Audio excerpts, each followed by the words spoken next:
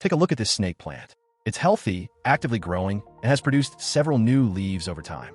However, it's starting to outgrow its current container. The roots have likely filled much of the available space, and giving the plant a larger pot will provide more room for future growth and help keep it thriving.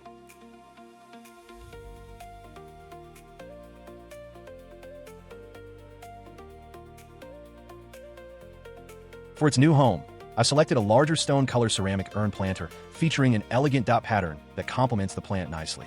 Beyond appearance, one of the most important features is the drainage hole at the bottom. Proper drainage helps prevent excess moisture from accumulating around the roots and greatly reduces the risk of root rot.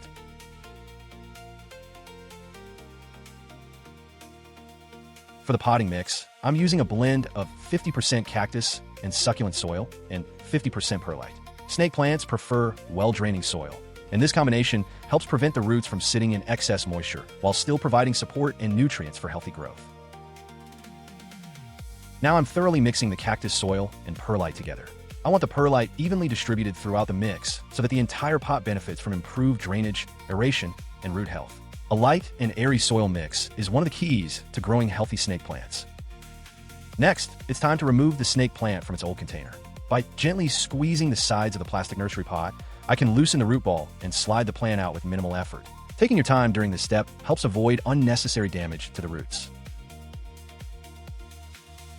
Now I'm adding some of the fresh soil mixed to the bottom of the new planter. This creates a stable foundation and allows me to position the snake plant at the proper height so the base of the plant sits comfortably above the soil line. As expected, the plant has become somewhat root-bound. I'm carefully loosening and detangling the outer roots to encourage them to grow outward into the new soil. I'm also trimming only a few of the longest roots. The goal is to stimulate healthy root development while avoiding excessive pruning that could stress the plant. I place the old, empty nursery pot into the new container and fill soil around it. This creates a perfectly sized mold that matches the shape of the original root ball.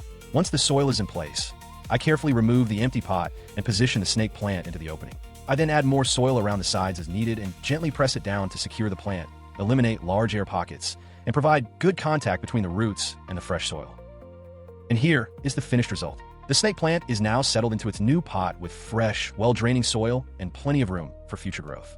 Over the next few weeks, the roots will begin exploring their new space, helping the plant continue growing strong and healthy. A simple repotting can make a big difference in the long-term health of a plant. Thank you for watching. I hope you enjoyed following along with this snake plant repotting project. If you found this video helpful or enjoyable, please consider giving it a like and subscribing to the channel. Your support helps me continue creating more gardening, plant care, and plant education videos.